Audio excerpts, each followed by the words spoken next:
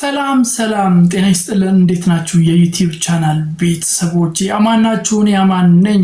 ዛሬ አንድ አሳዛኝ የተባለ መረጃ ወደ እናንተ ይዤ መጥቻለሁ። ታዲያ ለዚህ ቻናል አዲስ ከሆናችሁ ሰብስክራይብ በማድረግ የደወል ምልክቷን መጫን እንዳይዘነጋ።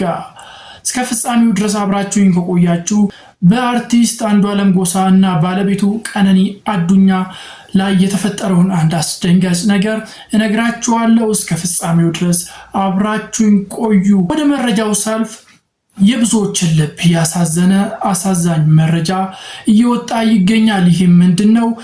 ታዋቂውና አንጋፋው ተወዳጁ አርቲስት አንዱዓለም ጎሳ ሚስት የሆነችው ቀነኒ አዱኛ ከዚህ ዓለም በሞት መለየቷ ተሰምቷል። ይህም የብዙዎችን ልብ አሳዝኗል።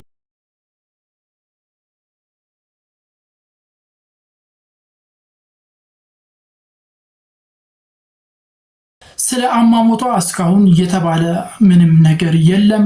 ጉዳዩ በፖሊስ የተያዘ ነው። ፖሊስ እየመረመረ ይገኛል። ስለ አሟሟቷ ያው አዲስ ነገር ሲኖር በአዲስ ቪዲዮ ተመልሼ የምመጣ ይሆናል። እናም ሞዴል ነበረች ቀነኒ አዱኛ የምትባለው የታዋቂው አርቲስት አንዱዓለም ጎሳ እጩኛ ናት። እና ሞዴል ነበረች በስራዋ እና ሶሻል ሚዲያ ላይ ትንቀሳቀስ ነበር እና በድንገት ሞታ ተገኝታለች። ይህም ብዙዎችን እያነጋገረ ይገኛል። በጣም ልብ ሰባሪ የሆነ ሀዘን ነው። ልጅቷ በጣም ወጣት ናት።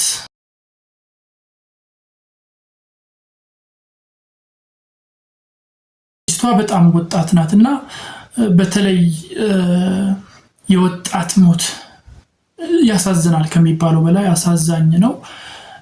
ወጣት ሆኖ ድንገት ሰው እንደዚህ ሲሞት የት ይደርሳል የተባለ ሰው ድንገት ሲሞት በጣም አሳዛኝና ልብ ሰባሪ ነው። ይህም በዚች ልጅ ላይ የተፈጠረው በቀነኒ አዱኛ ላይ የተፈጠረው ሞት ብዙዎችን በጣም አሳዝኗል። የብዙዎችን ልብ ሰብሯል።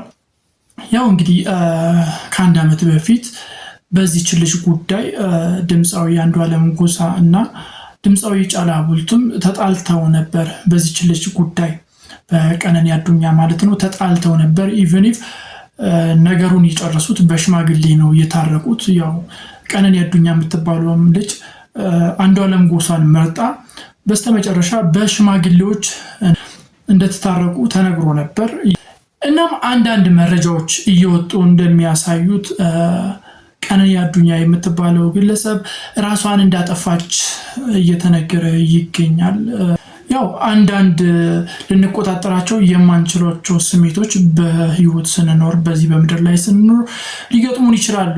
ግን በስተመጨረሻ እነዛ ስሜቶች በሞት ሲደመደሙ በጣም ልብን ይሰብራል። በጣም ከሚባለው በላይ ልብን ይሰብራል።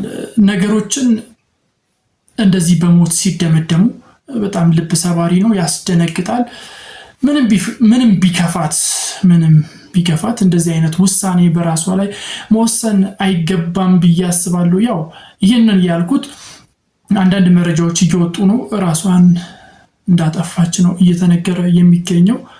እና የሰው ልጅ በዚህ በምድር ላይ ሲኖር ብዙ አይነት የስሜት መለዋወጥ ይገጥመዋል እና የሚያልፍ ነው። ያ ስሜት የሚቆይ አይደለም። ቀናት ባለፉ ቁጥር የሚያልፍ ነው። ስለዚህ ለነዛ ስሜቶች ተገዝቶ እንደዚህ ሞት ላይ መድረስ በጣም ያሳዝናል፣ ልብ ይሰብራል ብዬ ነው የማስበው። ለማንኛውም ለቤተሰቦቿ፣ ለቀነኒ አዱኛ ቤተሰቦች፣ ወዳጅ ዘመዶች፣ የሶሻል ሚዲያ አድናቂዎቿ በሙሉ መጽናናትን እመኛለሁ። ለባለቤቷም ለአንዱዓለም ጎሳ ከልብ መጽናናትን እመኛለሁ።